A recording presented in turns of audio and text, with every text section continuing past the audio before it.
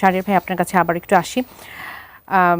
BNP সরকারের সামনে নিশ্চিতভাবে অনেকগুলো চ্যালেঞ্জ আছে। কর্তৃত্ববাদী একটা সরকারের পতনের পর আমরা মব সন্ত্রাসের মতো অনেকগুলো ঘটনা দেখেছি এবং সেটি জনমনে একটা আতঙ্ক তৈরি করেছে এবং বিভিন্ন কারণে আইন শৃঙ্খলা পরিস্থিতি আমরা খুব একটা উন্নতি আসলে দেখিনি।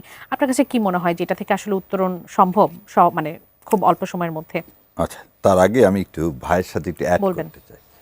প্রথম জিনিস হচ্ছে, আমি গত মঙ্গলবারে এবং টেক্সট মেসেজ দিয়ে আমি বিভিন্ন জায়গায় এই টেক্সট মেসেজ দিয়ে আমি বলছি, এবং জাহিদ ভাই দেখেন, বিএনপি 150টা নিশ্চিত সিট, জামাত জোট 70টা নিশ্চিত সিট। আচ্ছা, সবারই মোটামুটি একই প্রেডিকশন ছিল।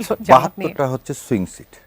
জি, তাহলে 72টা হচ্ছে সুইং সিট। এই সুইং সিটটাই হচ্ছে নির্ধারণ করবে ভাগ্য। এটা হচ্ছে আমার প্রেডিকশন ছিল, দ্যাট ওয়াজ মাই প্রেডিকশন। এবং আজকে যে তর্ক বিতর্ক যেটাই হচ্ছে সেটা হচ্ছে 53টা সিট নিয়ে। আমি কিন্তু প্রথমে শুরুতে বলছিলাম যে 53 যদি আমাদের যুক্ত হয়, you are not getting the majority. Right. কিন্তু এটা সুবিধাটা কি ছিল, কেন আমি এটা চাচ্ছিলাম? অ্যাবসলিউট মেজরিটি হলে তখন আপনার একটু অটোক্রেট হওয়ার একটা সুযোগ থাকে। সো আমি জাহিদ ভাই এটার সাথে, তাহলে ব্যালেন্স চেক আর 2/3 হলে কিন্তু আপনি যা ইচ্ছা তাই করতে পারেন, কিন্তু 2/3 না হলে আপনি কি করতে পারবেন যে there will be a balance. So as a নাগরিক হিসাবে, আর যেটা ভাই বলল আগে, অ্যাজ এ ওয়েল উইশার হিসাবে আমি চাইছিলাম যে কোনো পার্টি 2/3 না পাক, তাহলে একটা চেক অ্যান্ড ব্যালেন্স অ্যাটলিস্ট থাকবে। এখন কেন এই 53টা, যেমন আপনি উদাহরণ টানলেন সেজন্য বলতেছি। এই ইলেকশন কমিশন খুব সুন্দর সব জায়গার ভোট গণনা এবং রেজাল্ট দিচ্ছিলেন। হঠাৎ ঢাকার বেলা এসে উনি 2 ঘন্টা কিন্তু টিভিতে বন্ধ করে রাখলেন।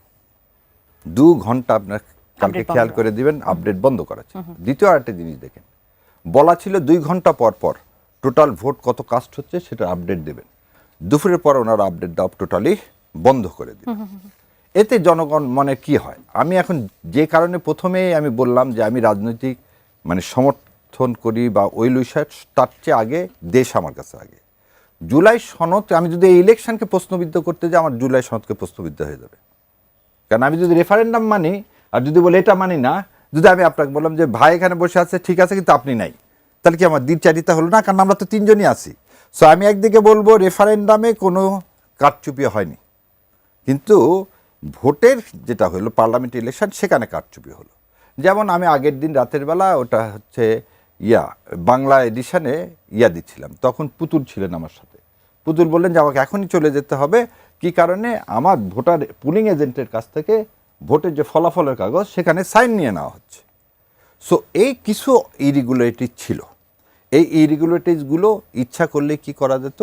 এগুলো অ্যাভয়েড করা যেত। এবং সেটা আমি বলবো নির্বাচন কমিশন এই যে অল্প একটু কারণে বিএনপি মেজরিটি পাইতই ভাই। আপনি যে 55টার জায়গায় হয়তো 30টা, মানে ঢাকা 17 দিয়ে দিলে কি হতো? বগুড়া 7 নিয়ে তো কেউ বলতেছে না, ওখানে তারেক রহমানের কিছু হয়েছে 6 নিয়ে, কিন্তু ঢাকা 7 দিয়ে দিলে কি হতো? ঢাকা 8 মির্জা আব্বাসের ওই জায়গাতে আপনি হোয়াট ক্যাপাসিটি ওনার ওয়াইফ ওখানে বসেছিলেন। সে পুলিং এজেন্ট না? আপনি দেখতে পাচ্ছেন ভিডিওতে, তো ওয়াইফ এসে হঠাৎ করে বসলেন। এটা ক্যান্ডিডেট ওয়াইফ বসতে পারেন না। সো এই প্রশ্নগুলো ঊর্ধ্বে ওঠা যেত। কিন্তু এখন আমি কেন গেটার ইন্টারেস্টে আমি এই জিনিসগুলো যেতে চাই না। কি কারণে যেতে চাই না? আপনার জন্য আপিল করার সুযোগ আছে, আপনার জন্য ইলেকশন কমিশনের রিকাউন্টিংয়ের সুযোগ আছে।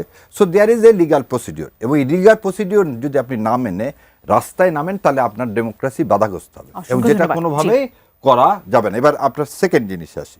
ভাই যেটা বলছে নোট অফ ডিসেন্টে দেখেন, নোট অফ ডিসেন্ট কিন্তু গণভোটে ছিল না, পার্টির ইশতেহারে ছিল। এবং এই কথাও ঠিক বলা হয়েছিল যে নোট অফ ডিসেন্ট সেটা আপনার পার্টি ইশতেহারে দিবেন। ইশতেহার যদি আপনার জয়লাভ করে, তাহলে আপনি সেগুলো কি করতে পারবেন? ইমপ্লিমেন্ট করতে পারবেন। এবং আমি যতখানি জানি, আমার যতখানি বিশ্বাস, তাদের ইশতেহার পরে এবং নোট অফ ডিসেন্ট দেওয়া হয়েছে সব মাইনরিটি ইস্যুগুলোতে। যেমন আমি বিএনপির 2 একটা নোট অফ ডিসেন্টকে আমি নিজে সমর্থন করি। যেমন চিফ জাস্টিস হবে জ্যেষ্ঠ 2 জনের মধ্যে থেকে, যে জ্যেষ্ঠ হবে নট নেসেসারিলি তাকেই করতে হবে। এটা আমি নিজে, কারণ একজন জ্যেষ্ঠ আছে, উনি পারফেক্ট নাও হতে পারে, পৃথিবীতে কোনো কিছুই পারফেক্ট না। So there should be an alternative. So কিছু কিছু জায়গায় কিন্তু এগুলো কোনোটাই ফান্ডামেন্টাল ছিল না। পার্টির চেয়ারম্যান 10 বছর এবং পার্টির মানে প্রধানমন্ত্রী, ওনারা এটা একসেপ্টই করে নিছেন যে 10 বছর পর থাকবেন না। So that is the main point এখানে। আচ্ছা, তারপরে আরেকটা বিরতি নেবার সময় হয়ে গেছে।